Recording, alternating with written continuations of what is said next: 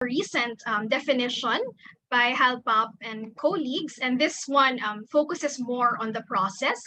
Social innovation in health is described as a community-engaged process that links social change and health improvement, drawing on the diverse strengths of local individuals and institutions. So the main argument here is that when you have the local beneficiaries, the end users, the community members, when they are the ones who drive the development of a health program, this actually results in more sustainable and accountable services.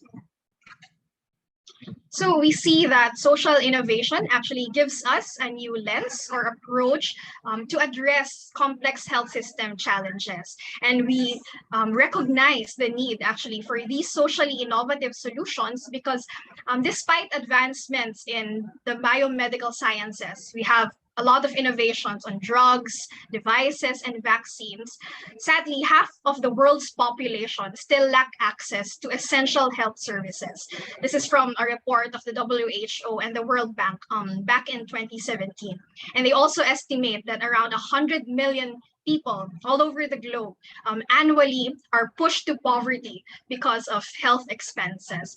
So we recognize that there has been somehow failure of well-intended and well-designed interventions and policies because of the top-down, expert-driven approach and the failure to address the cultural and contextual realities on the ground in communities. So we have a lot of innovation in terms of seeking efficacious interventions, but there is a big gap in research and innovation on healthcare delivery, on how these efficacious interventions are delivered and how these can be actually accessed by those who need them the most. And this really entails understanding behavior, understanding social relationships and practices. Furthermore, the SDGs call for an integrated and holistic approach to healthcare, which is inclusive of all sectors and actors, of course, including communities. And even in primary healthcare, from the Alma Ata to the Astana declarations, they really emphasize the rights and the duty of the people to participate in their healthcare. And social innovation has emerged as a means to address these gaps, these complex challenges in novel, inclusive, and transformative ways. And to even add to that, key insights from the initial 23 cases that CHI has studied back in 2015 to 2017, these actually highlight the value of social innovations. And we found out that these innovations are able to enhance the public sector health delivery capacity. They reimagine the role of human resources for health. So these healthcare workers are given new capabilities and skills for them to be able to creatively respond to the needs in the areas they are serving. Social innovations also prioritize impact, agility, and sustainability, and they support data-driven decision making.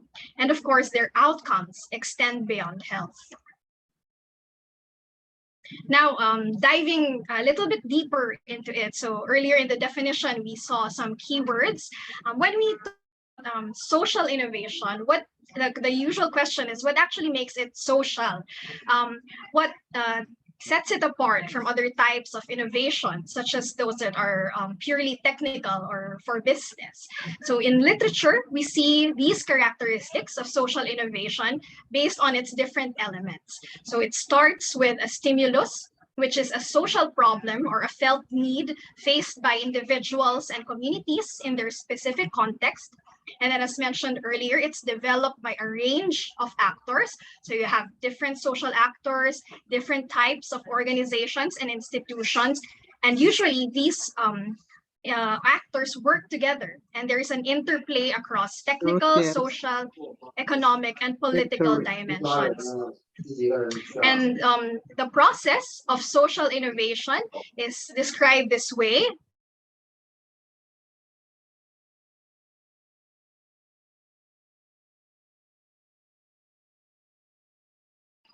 Sorry, I think I was muted as well, but yeah, a reminder to everyone else to please mute themselves while the presentation is ongoing. Thank you very much.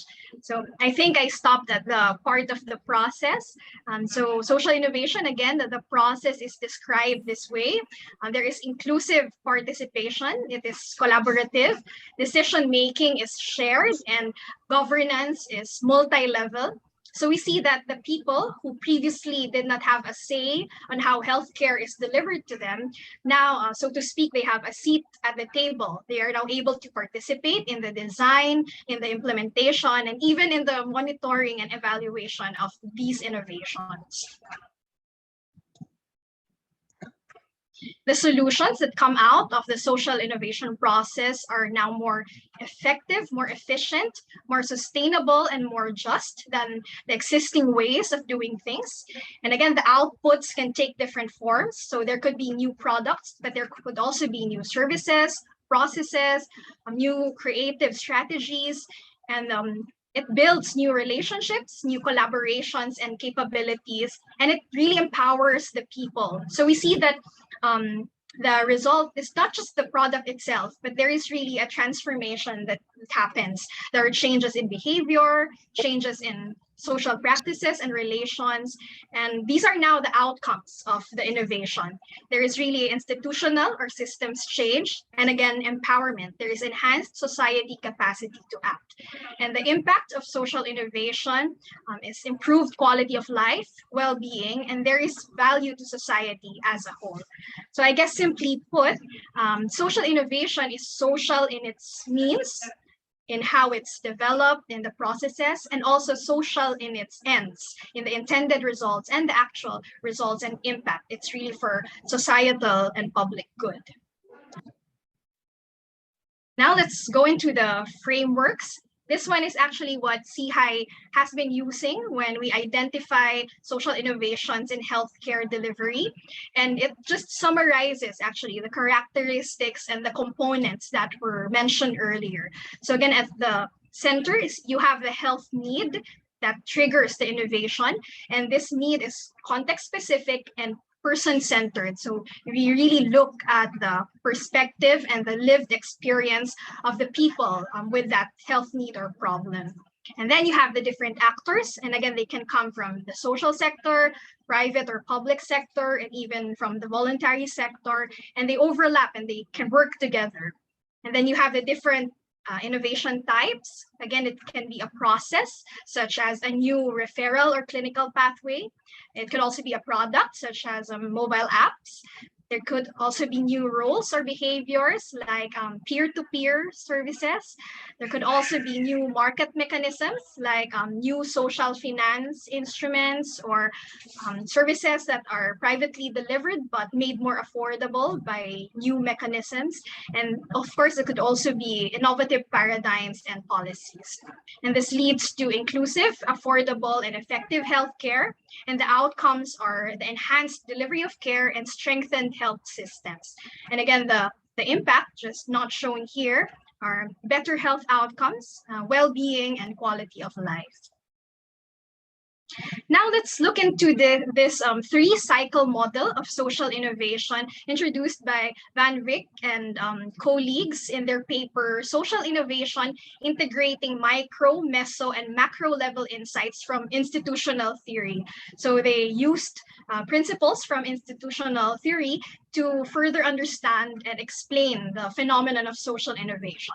So this one has three cycles that are interconnected and that shows the agentic, relational, and situated dynamics in the process of social innovation.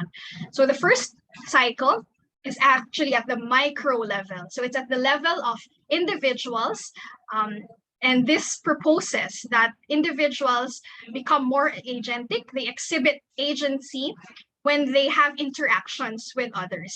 And these interactions lead to certain emotions that allow them to hear, to listen, and to understand more the perspective of others. And this leads to reflexivity. And here they become more aware, they challenge their own perspectives, and this leads to a certain level of disembedding them from their current institutional environment or status quo. And this now gives room for creative thinking, for new and innovative thoughts and actions. And then from that first cycle, you have the second cycle. Of course, this is enabled by the first cycle. And the second one is at the meso level now. So this is fueled by interactions, again, now of these actors and individuals that have exhibited agency. So they interact more with one another. And then this leads to mechanisms such as negotiations and co-creation. So they share ideas, they share insights and interests, and then they negotiate and renegotiate shared perspectives, and then they co-create. They co-create alternative solutions, proto-institutions, prototypes, and these outputs now of their social innovation efforts have the potential to be embedded into the larger institutional context. And we go now to the third cycle, which is at the macro level. And this recognizes also that at the macro level, the institutional context or the environment, it has the capacity to influence the agents and influence the social innovation efforts, either deterring them or enabling them further. And vice versa also, these social innovation efforts through the embedding dynamics can influence that greater that larger institutional context, redefining it, transforming it. And that is the one that leads to profound change. And of course, they also note here that sometimes the embedding of these innovations can also have unintended and sometimes negative consequences. So again, three cycles that are interconnected. The first one starts at the micro level of the individuals that experience interactions leading to emotions, stimulating their reflexivity and making them exhibit agency. And after that, these actors with agency interact again with each other, leading to negotiations and co-creation. And these social innovation efforts and outputs may be embedded into the larger macro context. And this embedding leads to the transformation and to the profound change that will really solve the problem in a more permanent way. But again, the institutional context also has its factors that may either constrain or enable the social innovation. So I hope that's more or less clear. And in the interest of time, we will just be showing you the next figures and frameworks and recommend them for further reading or study. For example, this one, the conceptual model of the social innovation process by Professor Santana in his paper, Social Innovation, Moving the Field Forward. This also, again, highlights the process of reflexivity and agency leading to new ideas and institutional and systems changes. And he also proposes different levels of analyzing these mechanisms and changes. This one may be familiar to many already, but for those who have not, we also recommend that you look into the open book of social innovation. And here they discuss this process of social innovation. And this is, of course, not linear all the time, but in general, social innovations follow these steps, starting from the prompts, moving to proposals or brainstorming, having prototypes, and then leading up to sustaining and scaling the innovation, and finally affecting systemic change. And finally, this is another very good visual summary created by Ayop, Teasdale, and Fagan in after they did a bibliometric analysis about social innovation and how it came to be. So they created this social innovation pathways, linking it to co-production or co-creation. For example, one of the pathways that they show here is that when there are new forms of social relations, so there are new collaborations or new arrangements, this could lead to new ideas and innovation, which could then lead to new forms of power relations, and other groups or people are empowered, which could then lead to transformation and societal impact. At this point, I would like to turn the virtual floor over to my colleague, Dr. Jose Cruz, and he will be presenting to you some examples of social innovations in health and also facilitating the interactive discussion. So thank you all very much. Thank you, Dr. Hannah. For this next part, we'll be showing you cases of social innovations and processing how these fit into the framework, or how the framework fits into these innovations. Ideally, we would be conducting this in small groups, but given the number of people who joined us for this activity, we will have to do it in a much larger group given the limited time. So our first case is the drug shop integrated care from an innovation from Uganda. Um, we will be for the cases we will first be showing a video and then process it through questions. Let me just share the screen.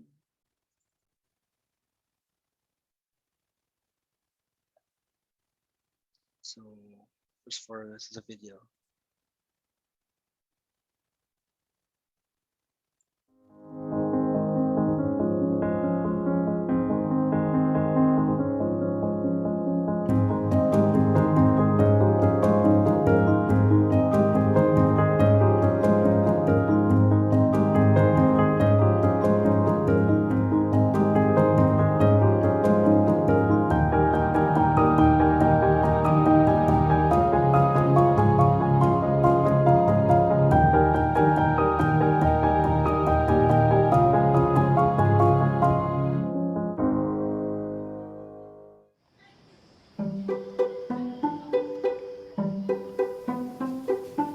I'm a medical doctor who then joined research school at the School of Public Health in Makerere. And the health challenge that we wanted to solve was the problem of lack of access to care for children in rural communities.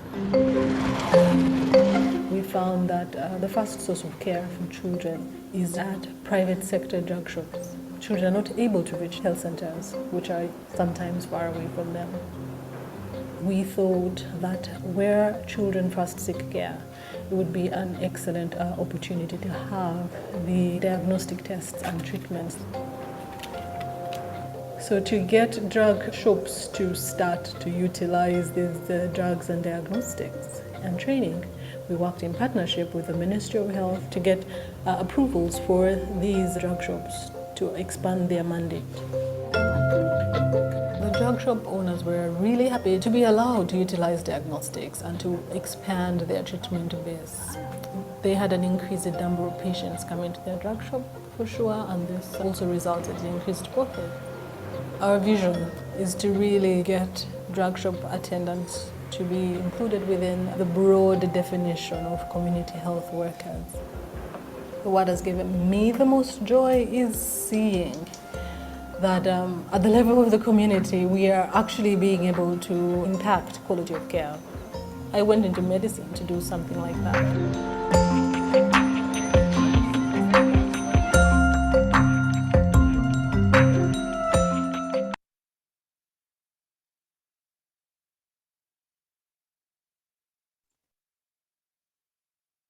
For for those who want to go through the video again, you can go to the link in the chat box. So for the next part, we will be answering some questions regarding the case presented. So the first question will be at the micro level: who are the actors that exhibited agency and what prompted them? The next question is at the macro level: what factors enabled the embedding of the innovation and what were the constraints? So the Mentimeter link is on the screen. We will put it in And the maybe chat. we could put the Mentimeter link into the chat box too. Yeah, yes. The link is in the chat. For those who can't, you can put your answers into the chat box.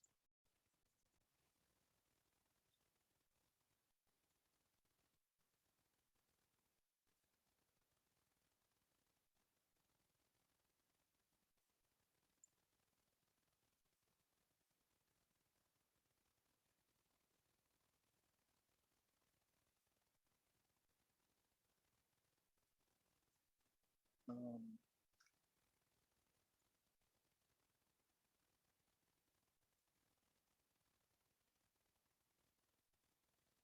okay, so we have some answers of community workers, medical doctors, private drug shops, um, health authorities, Dr. Phyllis Howard. So the woman in the video was Dr. Phyllis Howard. She's part of the CHI network in Uganda.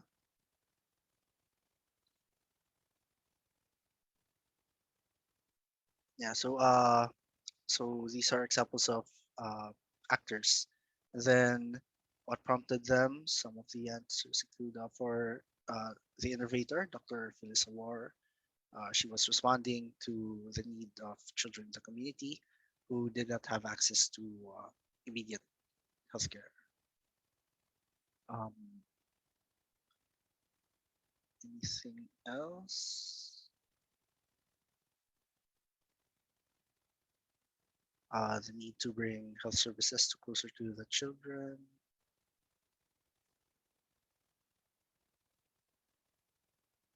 For the other actors, what would be what prompted them? So some of the answers here include health authorities, private drug shops,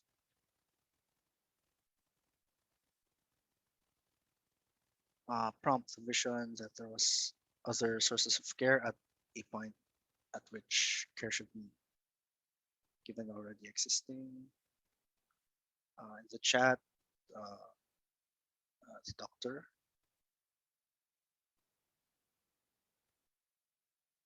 uh, anything else? So in the video, it was mentioned that for the drug shops, the increase in the services provided meant there were more um, customers to be served, which, yes, someone put here, increased their profits. So, yeah,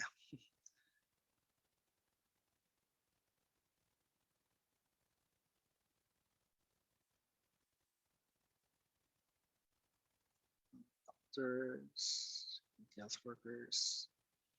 It's okay. So, yeah, I think the question has been answered. So for the next question at the macro level, what factors enabled the embedding of the innovation? What were the constraints?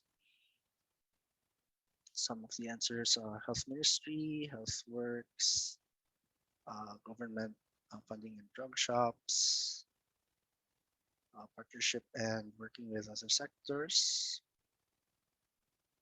standard clinical guidelines,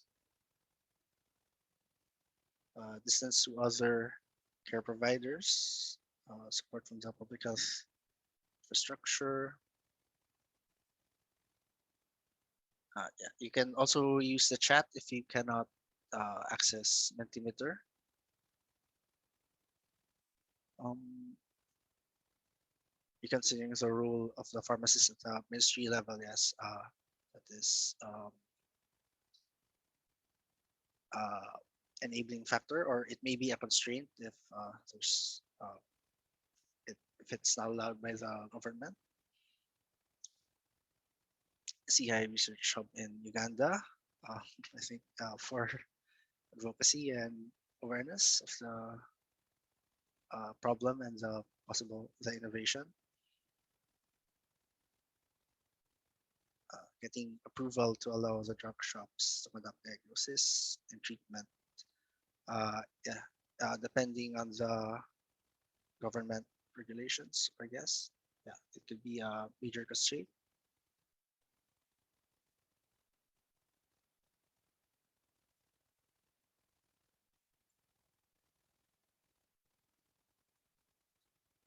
Anything else?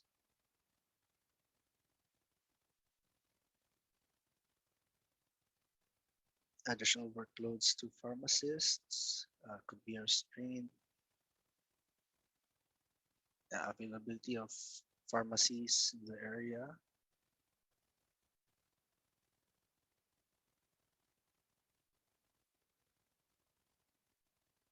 Expanding of the mandate.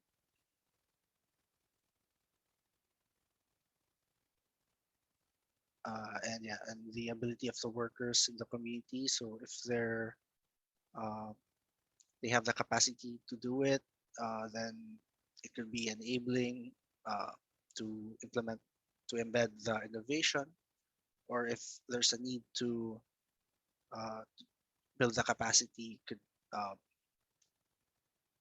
it would first have to be addressed before the innovation could be embedded.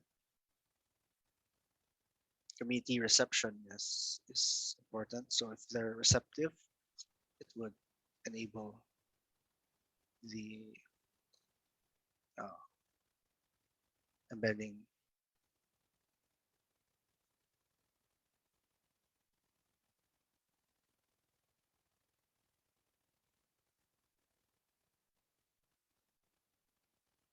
The chat using community assets such as drug shops and the Ministry of Health.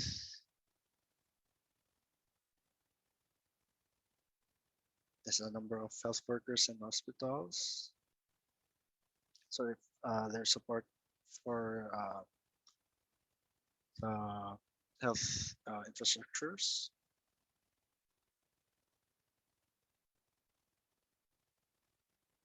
technology could be could enable, or lack of could be a constraint.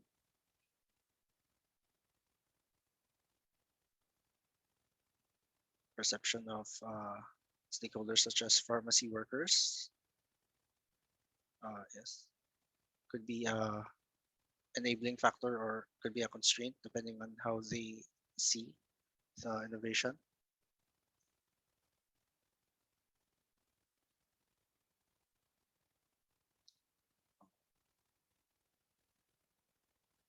From the chat, inclusive leadership, yes. So inclusive and effective leadership could enable the embedding of the innovation. Leadership that's supportive of the innovation.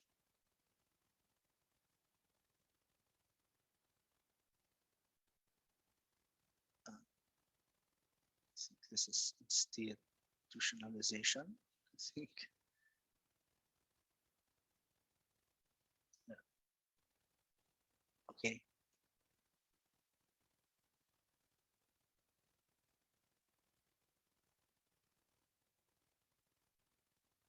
So most of these are uh, factors at the macro level that would affect how the innovation is, in this case, the drug shop integrated care would be taken up by the community and the government in implementing.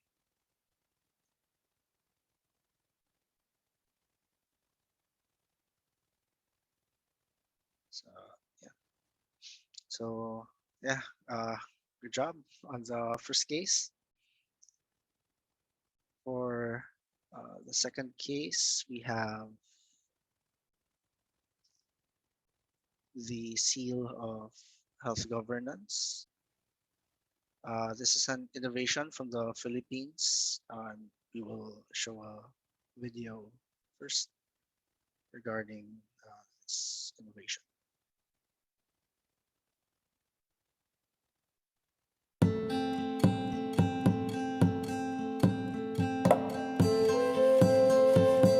Del Carmen is located in Siargao Islands.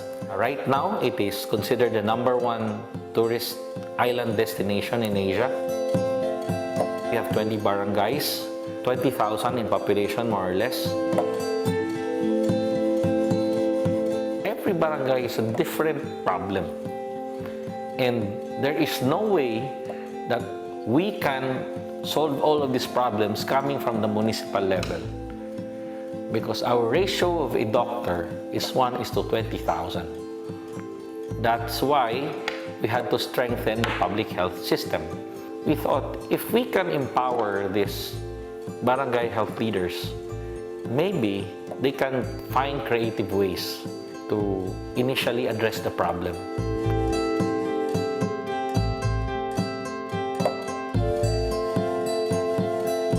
The Seal of Governance is a competition to empower the health leaders to address very particular health issues that are standard in a community.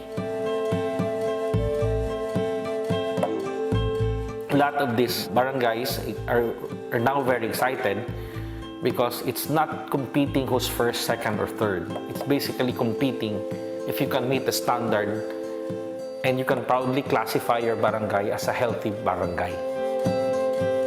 So we have one barangay, Antipolo, who had a problem with household toilets. If we are to get the bowls, from the toilet bowls from the Department of Health, we have to get it so far away, I think 300 or 400 kilometers. So they said, why not just try to build one? And there was a good response from the community. And so they asked us for support. And then that's when we discovered that they were doing this very unique innovation of solving your toilet bowl issue.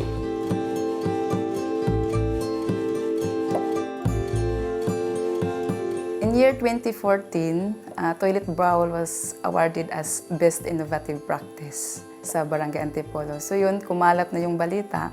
At saka hindi lang naman na i-attain namin yung 100% household sa Barangay Antipolo with sanitary toilet, kundi naging na rin namin to, income generating project ng barangay. Halos lahat na ng barangay sa Del Carmen. Seal of Health Governance is not only committing and providing health services to our people, pero ito rin ay isang challenge na may pakita natin kung ano ang kaya natin.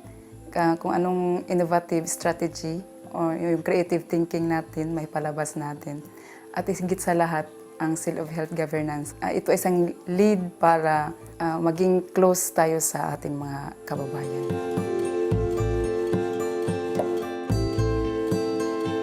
The communities anywhere, I think, in the world, they have a ton of knowledge and information that just needs to be tapped. You have to allow them to share and to listen to them on how to resolve their own issues that they themselves identify as a priority. Believe in the communities. They have a lot of knowledge. Use it, empower them, and I assure you, you'll see the results of a good public health system.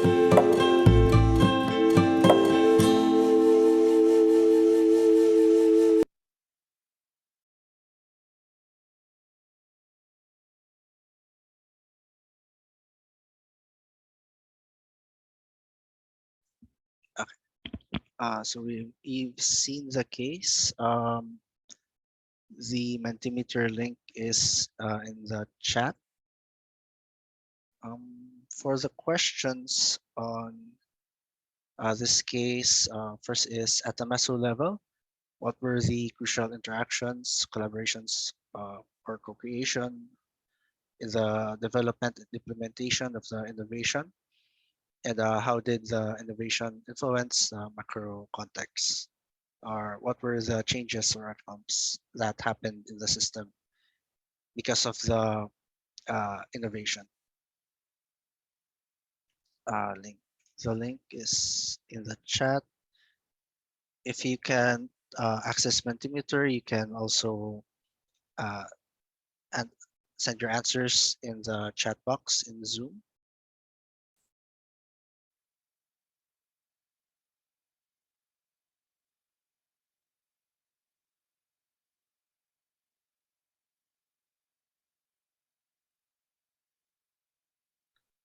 if you would prefer, you can also raise your hand. If you prefer to speak, maybe you can accommodate a few comments.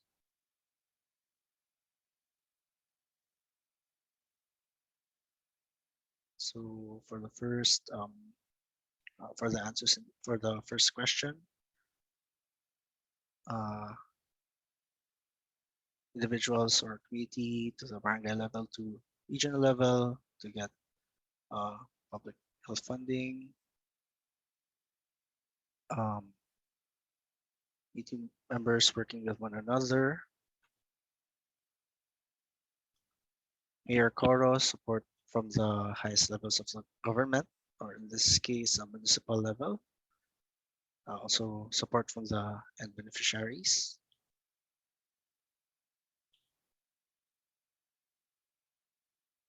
Uh, from the chat, trust the committee and empower them.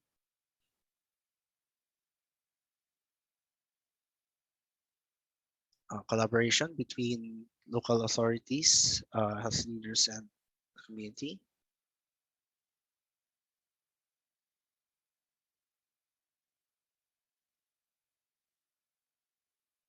So crucial interactions between the groups of stakeholders. Interaction between healthcare leaders, cadres, and people in the community. Healthcare leader must have good interpersonal communication skill.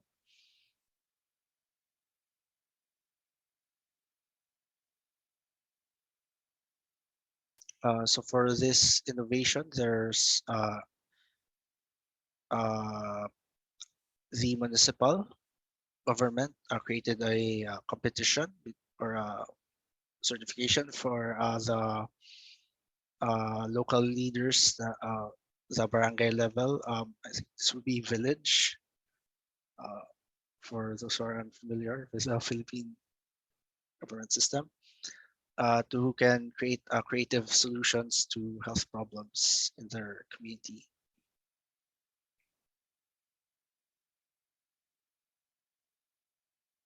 Village leaders co-created sanitation solutions with members of the community.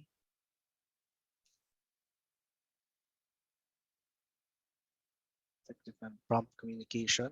This is needed to work uh, well together. Awareness campaign, the municipal level,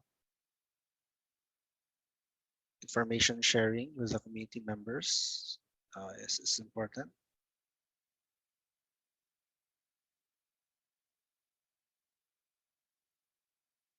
Uh, Community leaders recognizing community needs. So interactions between the community leaders and their community members.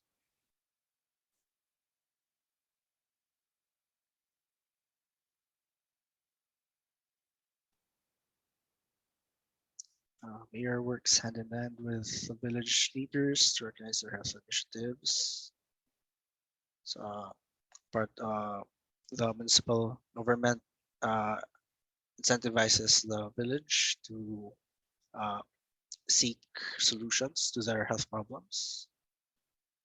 Yeah, provide financial incentives to the best performing, I think in this case, village or barangay. Uh, Committees were allowed to bring forth their health challenges to the leadership.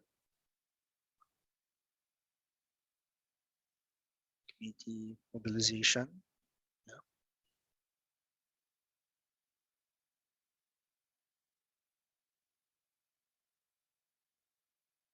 Yeah. If you have problems with a Mentimeter, you can also send your answers to the chat in Zoom.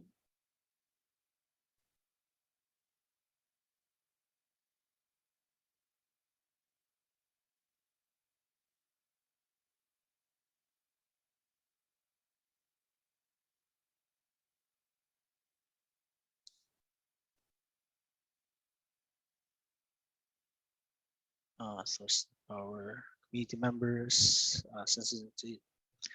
sensitization and enlightenment.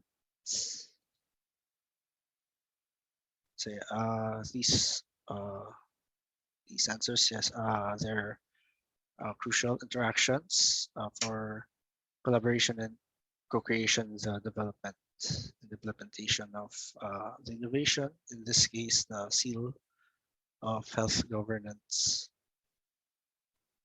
From the chat, the ability to understand and accept individual differences and to improvise in front of changes. And yeah, mobilization of the community members and resources.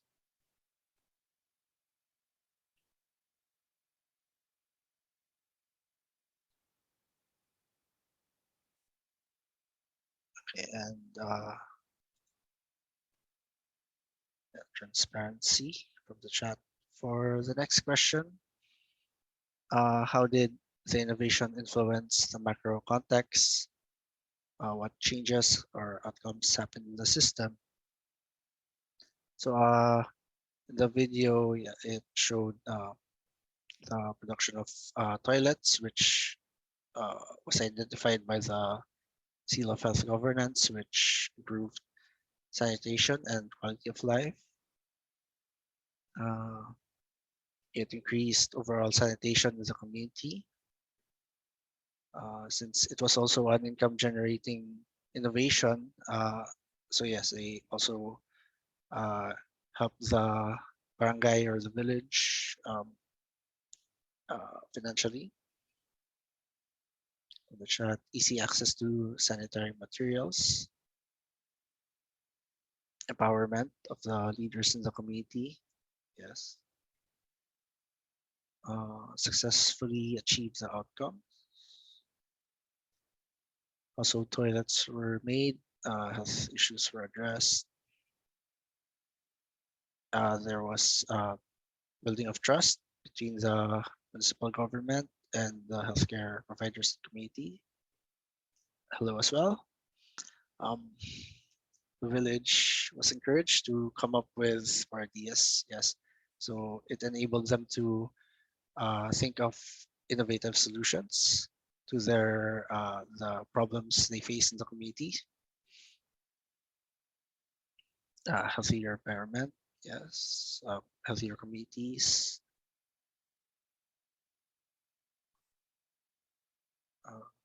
100% toilet coverage, yes, for one barangay, acceptance by the community.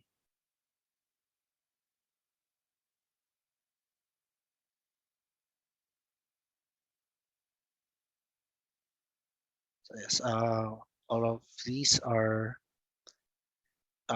yes, indeed, changes that happened in the municipality or the villages, that the innovation uh, influence to be accomplished or happen. Infection controlled. It's also proved to higher powers that social innovation does work. It can generate great ideas, such as the toilet uh, that was done in the village, application of health leaders from the chat, boost in confidence of the sanitary materials.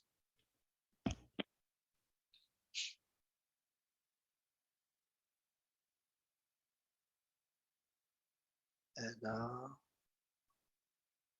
more change the way and efficiency of the system and easy access to sanitary materials, healthier environment.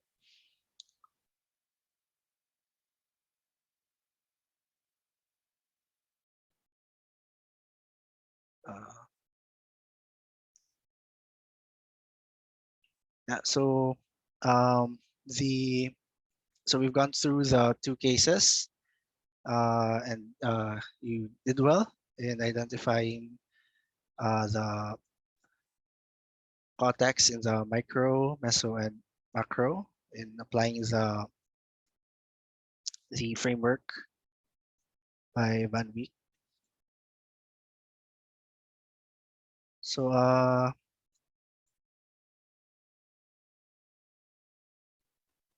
to conclude, so social innovations in health provide a new lens or approach to complex and health and systemic health challenges. So we've seen usual problems such as child health and encouraging innovation in the communities. They provide new approaches, novel approaches to solving these problems. Social innovations are social in both their means or the process. It involves communities and stakeholders, and also the results are also intended with the context of the community in mind. Social innovation frameworks, such as that uh, by Van Wyk and the others that were shown earlier, help deepen our understanding of the phenomenon of social innovations and guide our research agenda. And there is still potential for social innovation in our work in the communities as we seek to contribute to achieving health and well-being for all. So, thank you.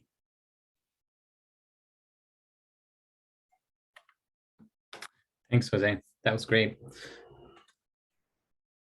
Do you want to, we have a few minutes. Do you want to take a few additional questions?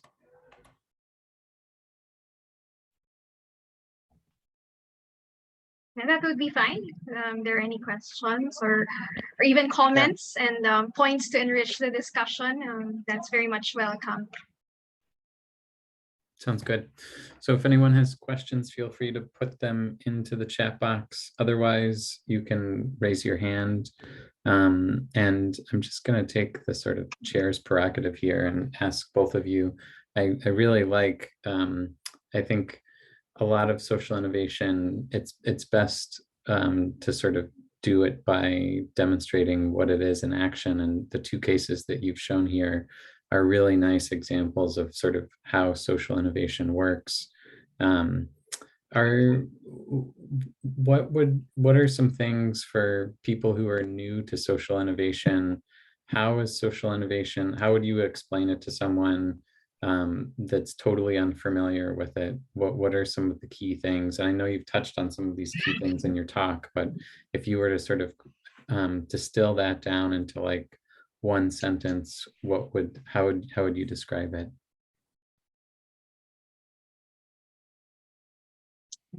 To me, personally, and also on seeing these examples, it really boils down to creativity and being people-centered. So it's really going back to the people, their lived experiences and how they experience the problem, starting from there, and then generating the ideas with them and co-creating it.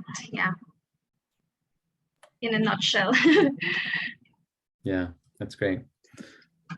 Jose, did you have anything to add?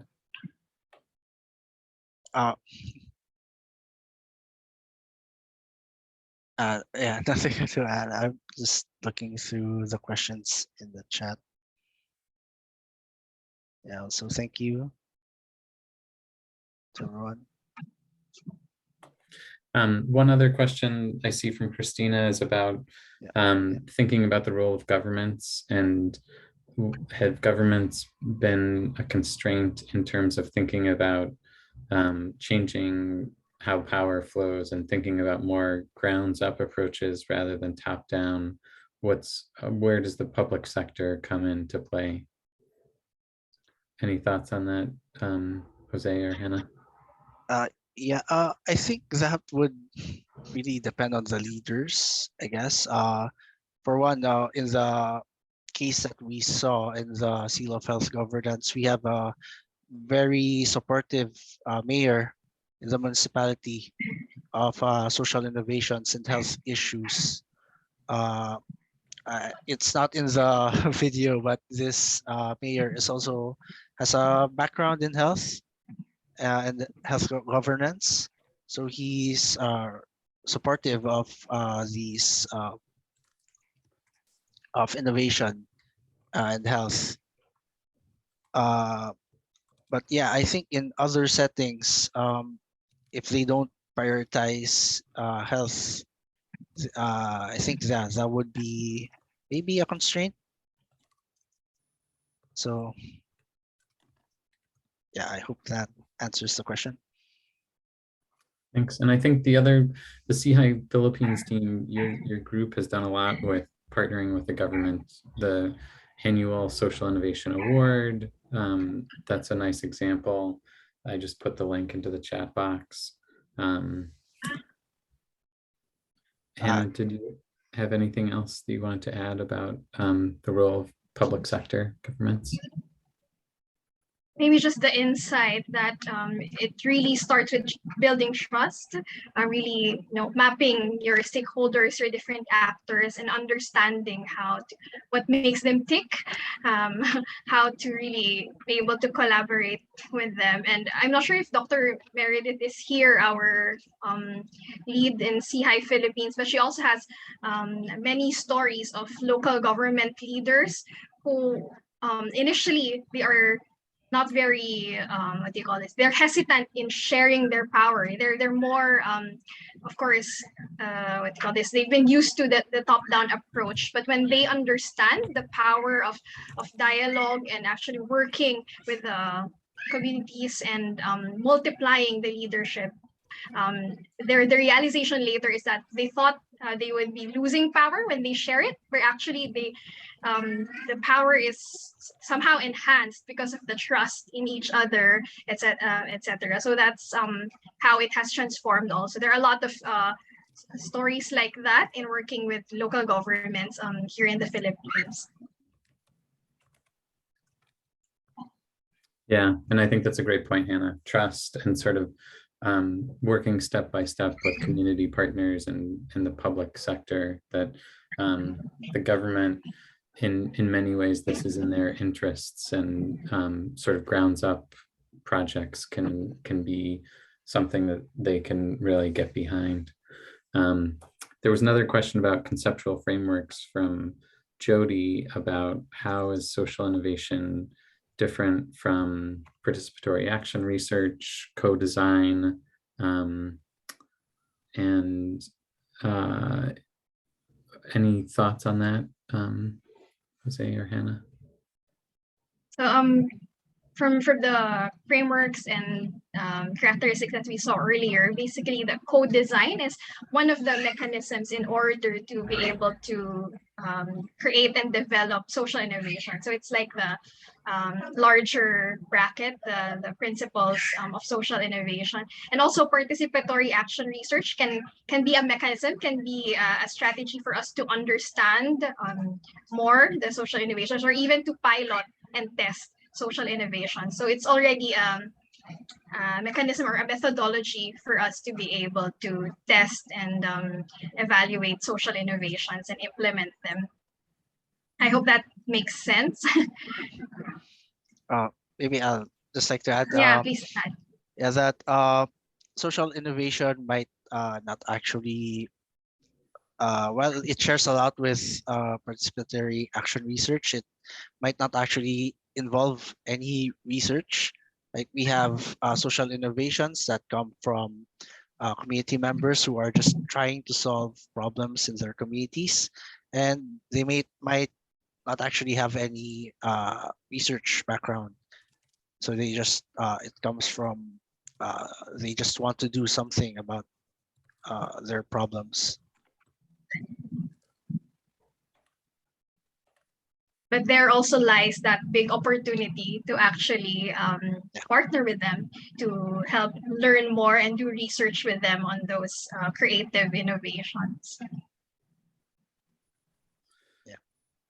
Thanks. And at this point, I think we'd like to have people complete a brief survey. Yusha, if you could put the survey link into the chat box now. This will only take a minute or two. basically it gives us a little more detail about things that strengths and weaknesses, and Yusha is saying they'll be automatically redirected to the survey page after the meeting. Is there a way to, so there's not a link that we could give people now?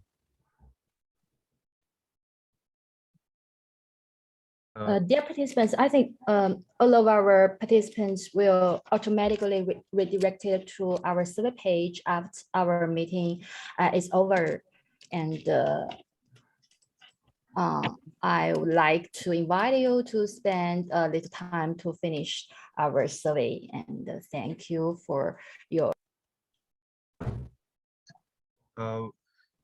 Sorry, Joe. This is Raina here. I think we also have a link that we've managed to get from this page. If you can try this, you may be directed to the survey directly as well. So Yeah, two ways. that worked. Great. Thanks. Thanks, Yusha. Thanks, Rainer. Thanks again to Hannah and Jose. Our next social innovation training workshop will be exactly a week from today. And we're excited to have Emmanuel Ahomuza and Alan Uleton talk to us about crowdsourcing for social innovation and health research. That'll be July 12th from 1 p.m. to 2 p.m. West African time. That's 8 a.m. to 9 a.m. Eastern time. And in the Philippines, it'll be 8 p.m. to 9 p.m. So thanks again to our two presenters today. Really fantastic work. They've already agreed to put the PowerPoint presentation on the website, so you'll see that soon. We'll also have the video if anyone wants to watch the video again, and links to the YouTube videos that were shown. So thanks again, everyone. Great work. Thank you, everyone. Thank you. Thank you.